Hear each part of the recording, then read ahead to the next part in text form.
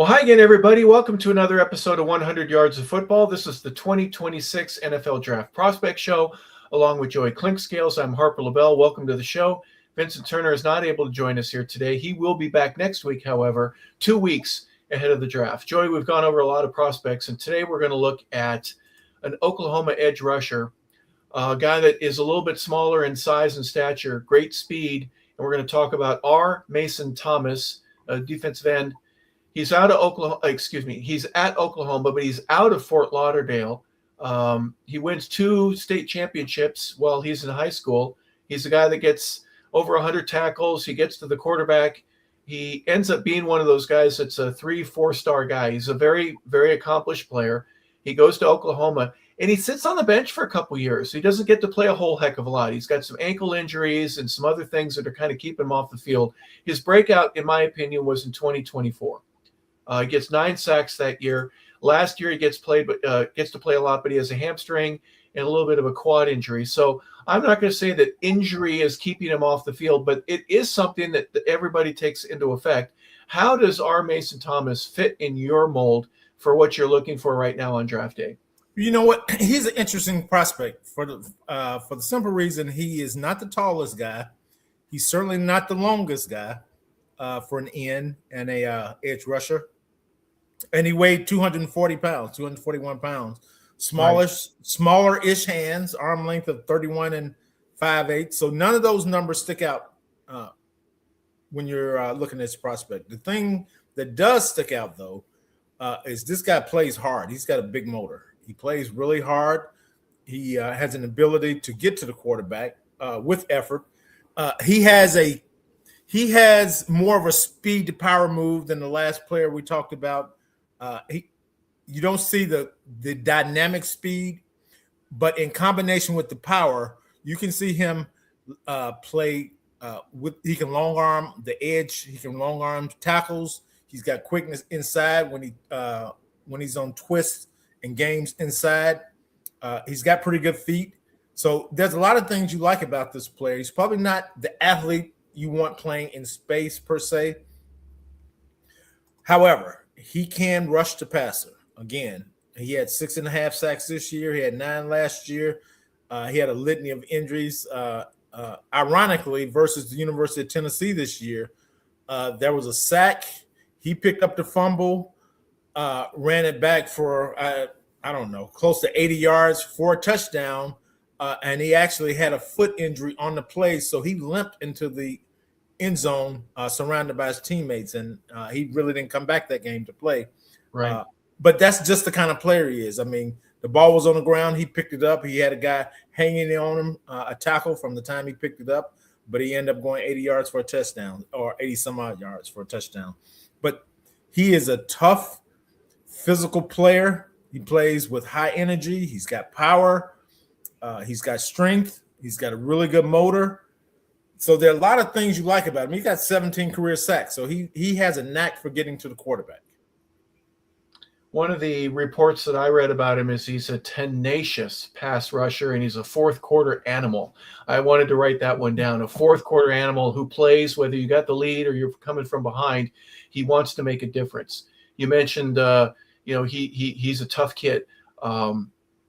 Even though he's smaller right now, those are things you can't coach, right? A kid that gives you everything that he has, even if it's small or smaller than what you would really like. I'd love him to be 6'5" and 270 pounds, Myles Garrett, okay? But there's only one Myles Garrett. But if you can play hard and play fast and play with power and have a little bit of smarts in you, I'll find a way to get you on the field, right? Is that one of the things that you see that jumps out on film, at least in your eyes? Absolutely. You know, he reminds me when I saw this guy playing, I don't know if you guys remember, it was 2012. There was a kid from the University of South Carolina who ended up being the 18th pick of the draft. His name was Melvin Ingram.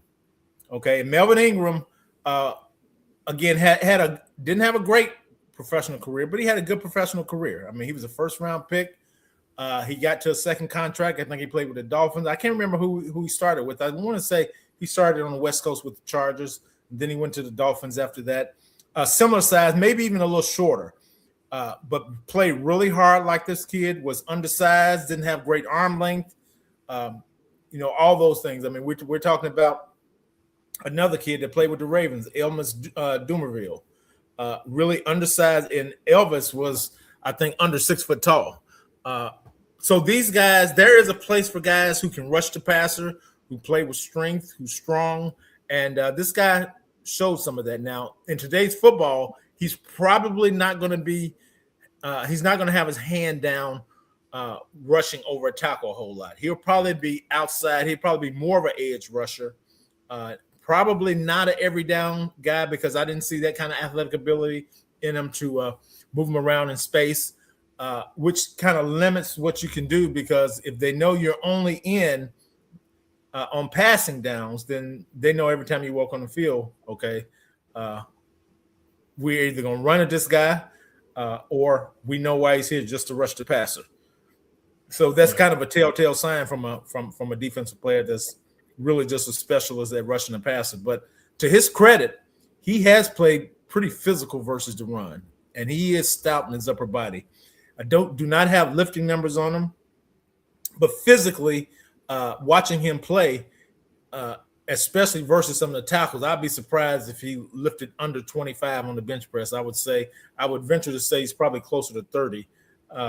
So I don't know if he had an injury or he just waited to the pro day at Oklahoma to do that, but he plays with he's got a physical presence on the field. Yeah, there are some folks they call you nasty, right? I'm not gonna have any problem at all mixing it up with the tackle if I'm an edge rusher in a one-on-one drill. I'll get right into you, and then I'm going to put you in a position of weakness, and then I'm going to use my speed to get around you. It's not really a bull rush per se, but it's, making contact and then going around it. I know that there's some folks that have really taken advantage of it. His toughness and tenacity, Tasmanian devil type guy, it is really something that I value in a player. And you do as well, I know. And you've seen guys, as you mentioned, that are smaller in stature. I played with Jesse Tuggle. There's no way a guy that, is barely 6 feet tall and 230 pounds, 35, but he played 15 years. He's one of the strongest guys in the team, the smartest guy. And just get hit by him once. When you get up from being on your back, you'll know the difference. You'll know why he was a Pro Bowler. Let's look at some of the weaknesses. One of the elephants in the room is his weight. He's 240. Is that something, does he have to be at 245 or 252 in order to get to the point where you go, you know what? I think that this is going to be one of those areas where he finally gets out of a weight-only classification. Well, you like for him to get to around 250, and physically he can probably do that. So, he's not going to walk in the door at that weight, but he'll get there. The biggest elephant in the room is, he's got smaller hands at 8 7/8, which the hand size is not as important as the arm length. Now, the 31 and 5/8 is not bad. Like a guy like Ruben Bain, he's like 30 and 7/8. So this guy's arm length is actually better, and that guy's a true defensive end, and this guy is more of a linebacker. But again, he does have a physical presence. He should get to 250. He's 6'2", so he's not a short guy. He's got a little size to him. But the thing you like about him, again, is the power. And he ran a 4.67, so he plays really hard. He's a high motor guy. And those are the things that you really notice on tape. So for the deficiencies that he has, really not a super bender on the edge. He does have good first step quickness, not great. That can improve. He does play with power, so he's got to develop that speed to power move. And he's got to develop a secondary move, although you do see him get upfield and spin. So he's got to polish that, for lack of a better term. But he's a guy, because he's a physical guy, because he's a tough guy, he'll create a role for himself, not only hopefully for him as an every down player, but on special teams. So he'll be a factor for any team that takes him. Joey, you mentioned elephant in the room. I'm going to bring up one other one, the injuries. He's had a couple of ankle injuries his first 2 years there at Oklahoma.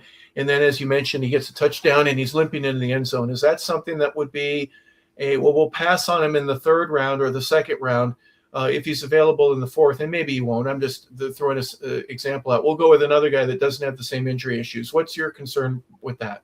Well, the medical staff would determine that in the NFL. So every medical staff will have looked at his X-rays, looked at his MRIs, and figure out whether he's healthy, whether that's something that he has an injury that might be reoccurring for whatever reason. His bone density is makes him vulnerable to things like that. So they'll determine that if he's healthy walking in the door, how likely he is. I mean, we've had guys. I can give an example of. I can't think of the kid's name at University of Texas. He was a center. Last name is Neal. He had 2 ACLs coming out. Our doctors in New York wouldn't pass him on the physical, so we had to take him off the draft board. And the kid played 10 years, in the National Football League. So things happen. I mean, things happen early that are prevent you from being on the field as much as you can. And this kid may have a long career, and it could go the other way. Sometime like a Michael Penix, those injuries happen in college. You wonder why they took him in the first round, and then as soon as he gets on the field, shortly thereafter, another injury happens. So some kids are just that way. They can't stay healthy for whatever reason. Maybe the body type, body build, whatever reason. But so that's a medical staff question. And once he's cleared, then you kind of go with that. So just on another note, I'm surprised that Atlanta's medical staff let them take that quarterback at number 8, given the litany of injuries that he had. So that's a whole nother story. That's that organization. Well, they don't have a first round pick this year because they weren't able to keep their roster the way they wanted to. But that's a different story. You're right. Mm-hmm. What does defensive coordinator and outside linebacker coach think about this young man?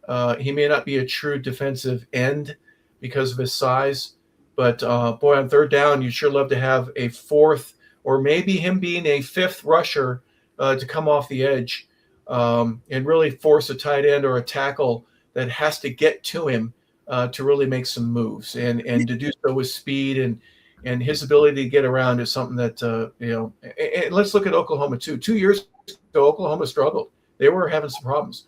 Last year, they're in the playoffs. So there's some they beat Alabama, and there's some really curtail signs that their defense needed to improve, and they did. And Mason Thomas was certainly a part of that. Yeah, this kid can be a Sam linebacker because he's strong enough to play over a tight end, and he's physical enough to win the battles in the run game versus a tight end. He's got enough ability to rush the passer. And again, the closer this kid is to the line of scrimmage, the better he plays. So you're not going to play him off the ball a whole lot. You want to play this guy. The best thing he does is rush the passer. And he's got a high motor. He plays with intensity. He's got a toughness to him. He's got the speed to close off the edge. And he did show a second move as a rusher. So those things you like about him. He's not going to make money off the ball. He's going to make his money getting to the quarterback. He's one of the many guys in this draft that has shown a knack to get to the quarterback. Well, there's plenty of them out there. And 2 weeks from now, we're going to get the draft itself, 2 weeks in a day, 15 days, if I can add. We're getting excited for it. Final thoughts here before we go, Joey. R. Mason Thomas, edge rusher from Oklahoma. Yeah, tough physical guy. We're probably looking second, third round with this guy, depending on the scheme and the fit. But he'll make a team. He's tough. He's physical. He's got a motor. He gives effort. He'll be a team's player. It's all dependent on the injuries. If he can stay healthy, and if he's healthy going into this process, because, again, I do not see a lifting number on him. It doesn't mean he didn't lift. It just meant he was going to lift at his pro day. So if he's healthy going in, he'll have a chance to be a second-day pick. Well, he was a four-star athlete coming out of Cardinal Gibbon high school there in Fort Lauderdale, Miami, a four-star that ends up going to Oklahoma, and he plays all 4 years there and obviously has had an impact on the Sooners. A 4.6740, which is well above average. His speed, his tenacity, his first step are all things that anyone would want to have on an NFL roster. He is our Mason Thomas. He's 6'2". He's 241 pounds, and he's been our topic here today on the 2026 NFL Draft Prospect Show. We want to thank you for watching, everybody. We appreciate it. If you enjoyed the show, please like and subscribe. Tell a friend. We are always looking to grow. But we want to say thank you for being a part of 100 Yards of Football. We hope you have a fantastic rest of your